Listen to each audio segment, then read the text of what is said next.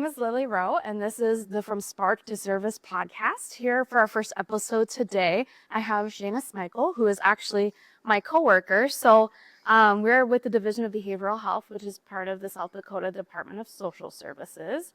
And although I know what we do, I'm going to let you take it away and explain what our agency does and then what your position specifically is and what you do. Yeah, so I am the Substance Use Prevention Program Manager with the Division of Behavioral Health.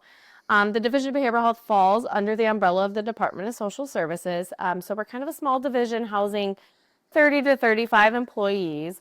We oversee the publicly funded behavioral health system, and so that really includes an administrative role overseeing different funding sources and initiatives related to serving the South Dakotans.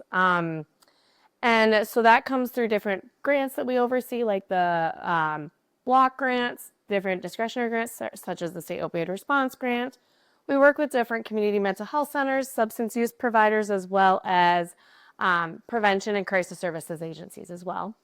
My role within the division is the Substance Use Prevention Program Manager, and so my team really oversees all of the substance use prevention efforts. So we work very closely with coalitions across the state who do the services within their community. And then we also work with different state partners as well as other agencies to oversee stuff with the State Opioid Response Grant, such as safe medication storage and disposal efforts, Narcan distribution, and then the South Dakota Let's Be Clear campaign.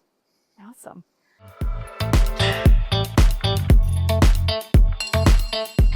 So let me jump right on into it with kind of the theme of this podcast is what sparked you to enter the service field. So was there something in particular that inspired you to be either in service in general or, behavioral health specifically? What got you started down that path for a career?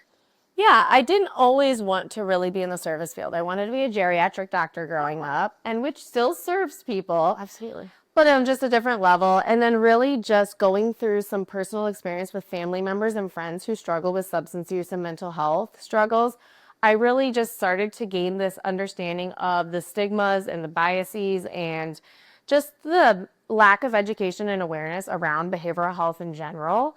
And it was really hard to navigate, and it was really hard to obviously help my, family and friends navigate the system when there's so much pushback. And I felt like I was educating people so much that I was like, you know what, it would be nice to make a career out of something I'm already doing. And so it really helped me land into the behavioral health field as a whole. Sure. Which really actually helps drive like that underlying understanding as to what someone going through our system that we oversee could be experiencing. Absolutely. That makes sense. Yeah. Thanks for sharing that.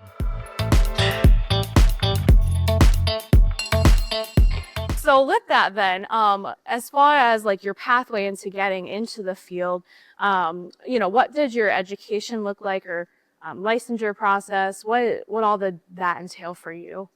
Yeah, so going into it, I really didn't understand what all I could do. So I obviously just mentioned that, I started off wanting to be a geriatric doctor. So I was pre-med in college. And then once I wanted to switch, I really talked to my advisor and said, hey, how do I do this? And how do I do this within a time frame that isn't dragging it out?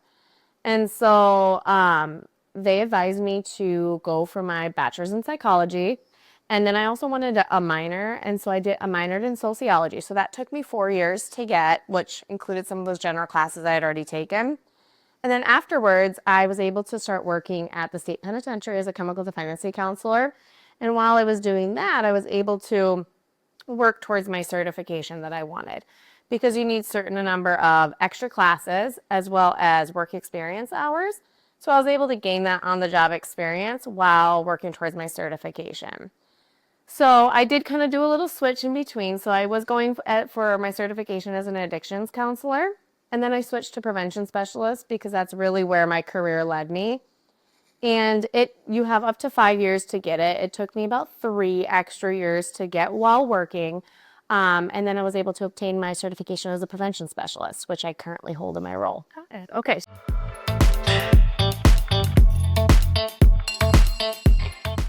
So working at the state penitentiary, what was kind of your role there, and what does your day-to-day work look like there when you were working towards that certification? Yeah, so I was a chemical dependency counselor, and so my role was really running treatment groups.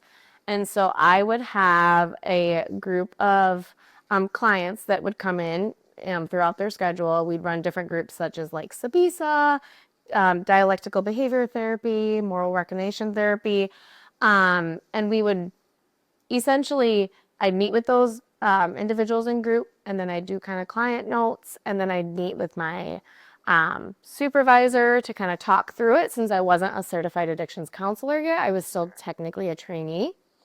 And so I'd meet and talk about, here's what I'm noticing, and really learning on the job, which was really, really a great experience. And I think it was a really great population to work with because, a lot of times there's a lot of stigma towards the incarcerated individuals. And one of the biggest stories that really sticks out to me from working at the penitentiary that I think really drove me to stay in the career field, because really we talk about it being a thankless field of like, you're always helping others, but like who's really helping you? Who's thanking you for helping? And so one of the things that really stuck out to me was after group one day, one of my clients came up to me and was like, thank you for treating me like a human being. And I think that that really just stuck with me of like, it's not just incarcerated individuals, it's people across South Dakota that really, really need someone to advocate for them or just to treat them with respect, and so that they feel that they can make the changes that they need to make. And so really, I think my experience at the penitentiary was what really set my career kind of on this pathway of wanting to stay, working for state government and working to serve those underserved populations. And it was really cool because I was able to work towards a certification as an addiction counselor. So I was learning outside of, work. I was also learning on the job. And I was also seeing that real life impact while I was working towards that certification, which was really cool. And you don't always get that in other career fields. So. Absolutely. Yeah. So what would you say, it feels like kind of a big shift to go from, working in a penitentiary to now, working in an office full time and doing more of that administrative type work. So how was that shift for you, and how do you feel that, your work in the penitentiary informed the work that you're doing now here at the Division of Behavioral Health? That's a great question. It was a shift. It was crazy. Like I remember the first couple of days coming to the community side from working in a penitentiary. I really just remember being, it's so quiet. I was like, I can't even close my desk drawer. Whereas I was so used to there just being noise. So it's just kind of funny how that was like a big shift too. Not only was my role changing from working in the treatment realm to the prevention side and in a more administrative role, it was like, oh my gosh, and it's also really quiet. It's like different environment. How am I going to do that? And I love to talk, so really working in a group setting was so nice because I got to meet new individuals and talk like all day long.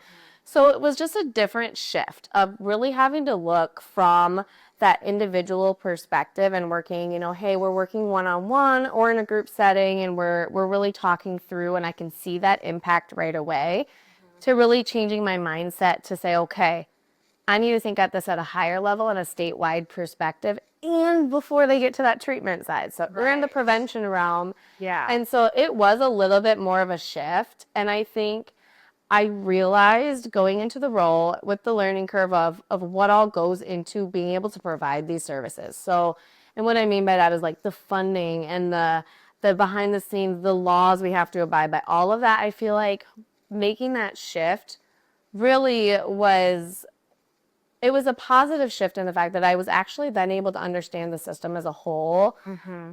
But my work in the prison and working with individuals, I think really led me to have an understanding as to both sides of the track.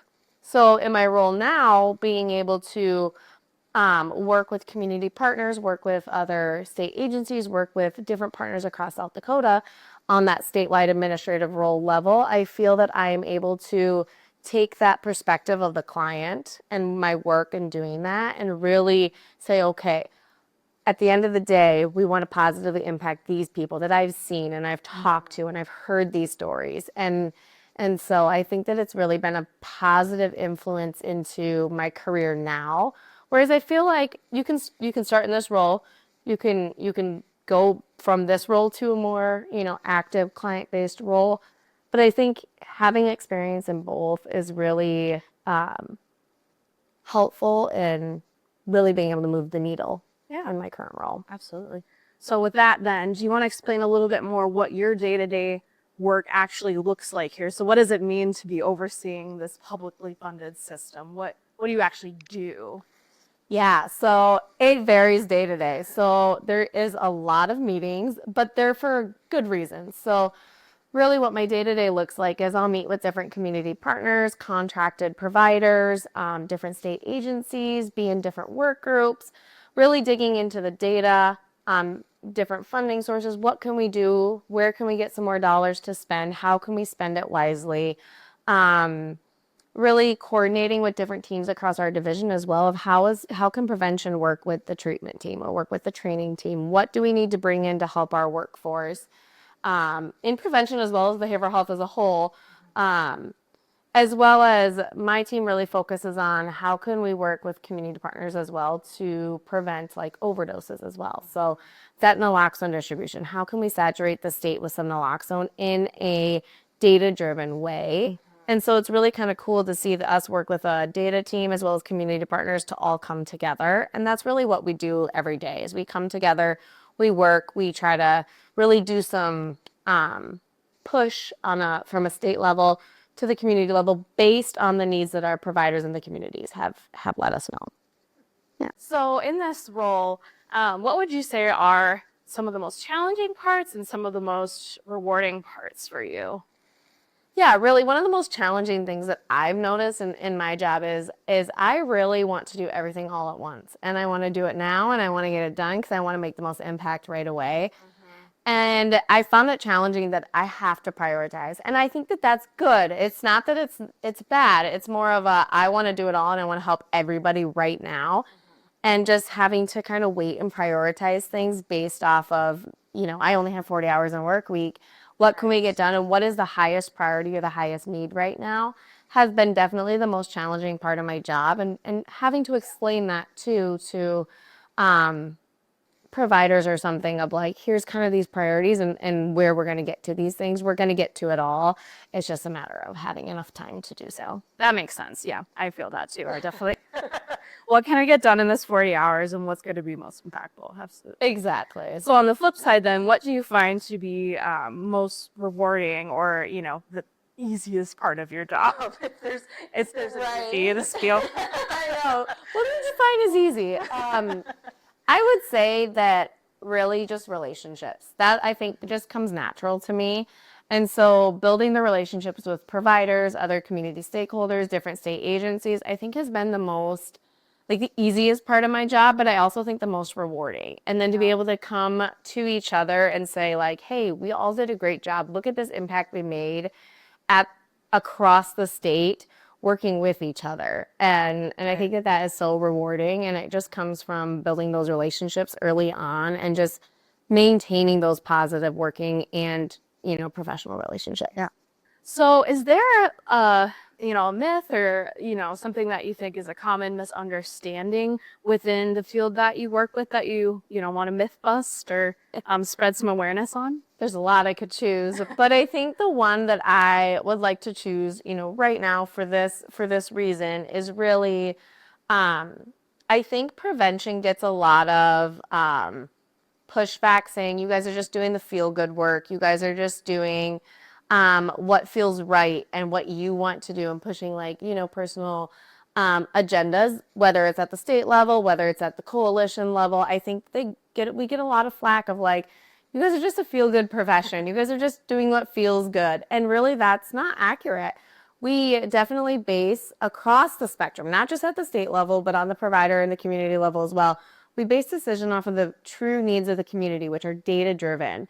And we provide evidence-based practices that are proven to make a change. And I think that is something that people don't fully understand is like, we're not just doing what feels good. We're really taking data and science and really taking it in to make that difference. Right. And I think that's something that often is misunderstood because of the stigma with behavioral health and mental health and substance use as well. So absolutely. Yes.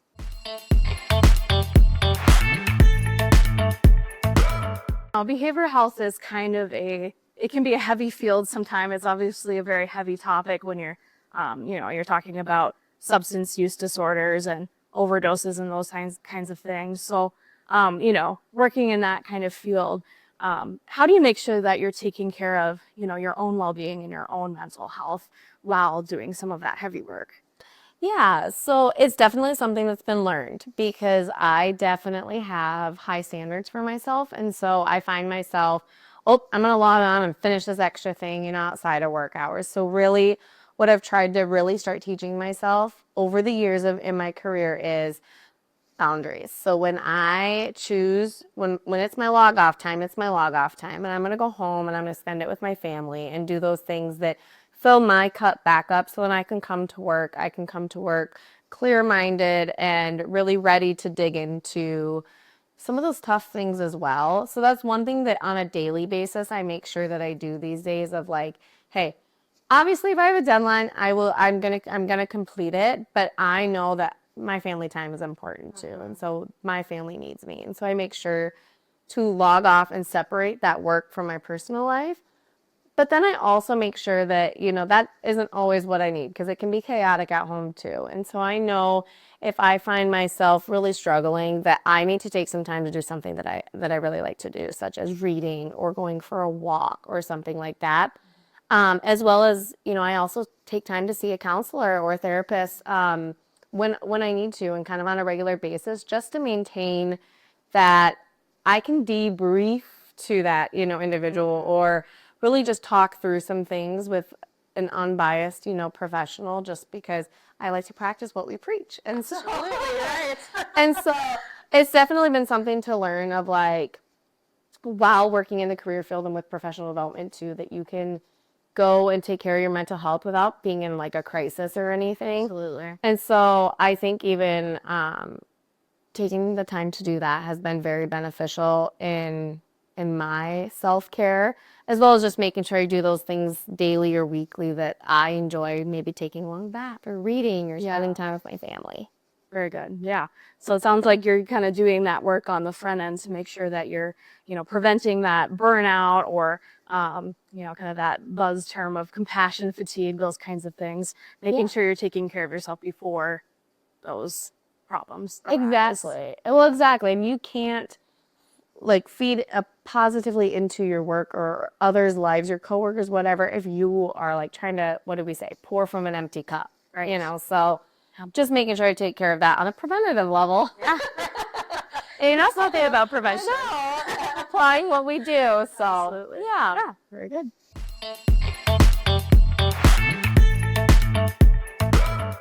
So how do you see the work that you're doing making an impact, in our community, whether that's just, here within our division or, that statewide impact at that level? Yeah. So I feel like the work that I do makes a difference and you don't always see it right away. And so I think that the way I see it is sometimes we're just planting that seed or offering that assistance to providers who then are going to go make that difference.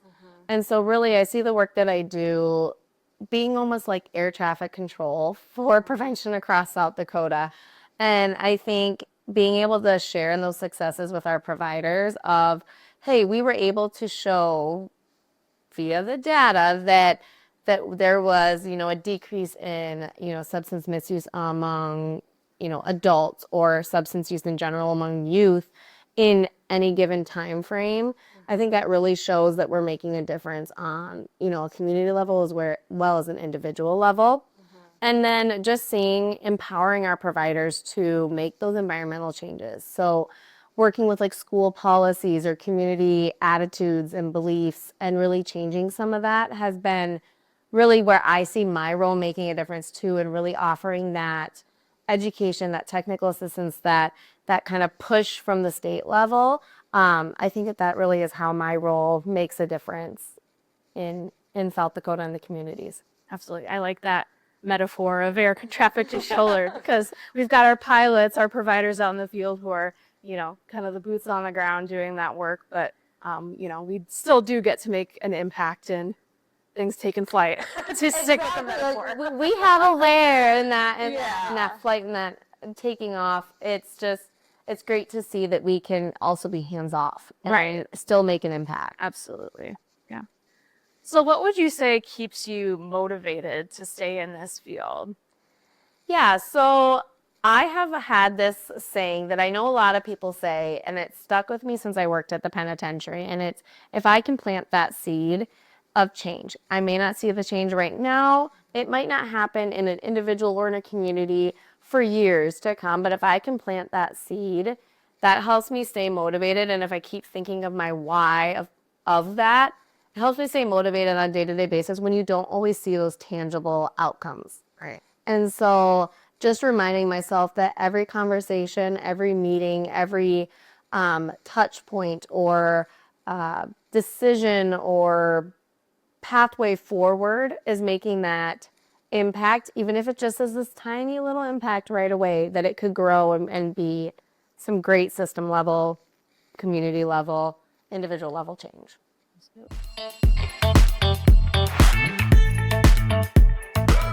So, do you have any advice for somebody who's maybe listening to this and this sounds kind of interesting to them? What, advice would you give them for somebody starting out in the field? Yeah, I think it's important to, when you're starting out in the field, just to stay, patient, stay, really curious about how, things can change, how, really just curious about how we can do things differently to make a bigger impact, and not always doing the same old, same old. And then I also think like staying humble. I think sometimes we see in the professional field as a whole, not behavioral health, but in professionals, is we don't like to like admit that we're wrong or we have more to learn or anything like that. And so I think staying humble and knowing that there's always something to learn. We may feel like we're an expert at our job or in what we're doing, but knowing that coming in with that mindset of I can always learn something in everything that I do, I think is very important when starting out in this field. And being okay to shift. Like, let's shift gears. Let's be adaptable. I think is really important when starting out in the field of just because something's done one way doesn't mean that it always needs to be done that way. Absolutely. Yeah, kind of like you were talking about with that data. That's how we, base what we do is all based in that data. And so when we learn something new, we got to ship with it. Absolutely. Exactly. And I think that it's a hard thing for people to do because we're busy. And so I think just coming in and trying that from the get-go and making that a habit is something that's super important in the field. Yeah. Is there anything that you wish you would have known before entering the field? Yeah, I think I wish I would have known a little bit about really all the different things that you can do. That there is a, publicly funded system, there's a privately, there's the whole private sector. There's a bunch of different roles that you can do within the field. Just because I feel like I came into the field, and this to no fault of anybody. I probably even told this a million times before of like, there's one career path and there's one way to go about it if you want to work in behavioral health. And that's just not true. I think I saw it in myself. I started in treatment and I loved it and I still have a passion for it. But then it shifted to prevention and I still have that love for it as well. And like, I have that drive just on a different way. And I think it's just good to know that like, you're not pigeonholed just because you started out specializing in treatment or prevention or, recovery support services. That you can definitely continue to grow and your career pathway isn't this straight line. It can kind of move and that is success. So I just wish I kind of would have known that right away because I think my career path has been great, but I think that in my mind I pigeonholed myself a little bit. And I was so glad that I was open to more opportunities within the division to move from that treatment to prevention because I think that makes me a little bit more well-rounded of a professional in the field, and able to work a little bit more impactfully and strategically. Yeah, that makes sense. Yeah, it's kind of one of the great things about behavioral health is there's, so much you can do, which on the one hand can feel a little, but at the same time, there's so much you can do. And so there's so much possibility and ways to grow and learn. Yeah. Oh, definitely. Not being afraid to shift. Yeah. Because I think you're still going to make an impact no matter what, but no. And also I think that goes back to your, talk about self-care and burnout and stuff of like, hey, if you're not feeling like it's rewarding to you and you're making an impact, you can still shift within the field and have something that is still along what you know, and you don't have to continue to follow that career ladder one way. You can go all these ways and be successful in the field, and that doesn't mean failure or anything. Right. Yeah. So, That's great advice. I like that. Yeah, sharing that. well, thank you. So one of the questions that I want to ask of all of our guests that come here on this podcast, just to close out, is ask you if you can give our audience a 30-second or less sales pitch as to why you think they should join the behavioral health field. Yeah, so I think really the behavioral health field, you can make a lasting impact on the community, individual level, that really makes change in different areas of everybody's life.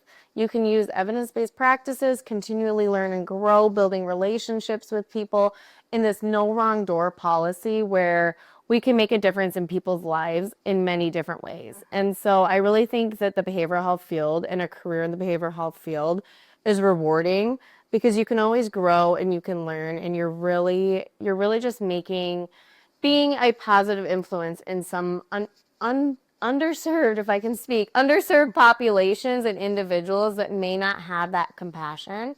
And I just think it's very rewarding. Yeah, absolutely. I agree. Well, thank you, Shaina, so much for visiting with us here today and giving us some insight into what it's like to work in that world of prevention. And thank you all for joining us and listening in. If you're interested in learning more about the prevention field and the behavioral health field as a whole, I encourage you to check out our website, sdbehavioralhealth.sd.go. We've got lots of information on there that shares more about what prevention or other professions are and what it looks like to get that licensure, where you can go get your education, all of those things. So check that website out, and we'll see you at our next episode.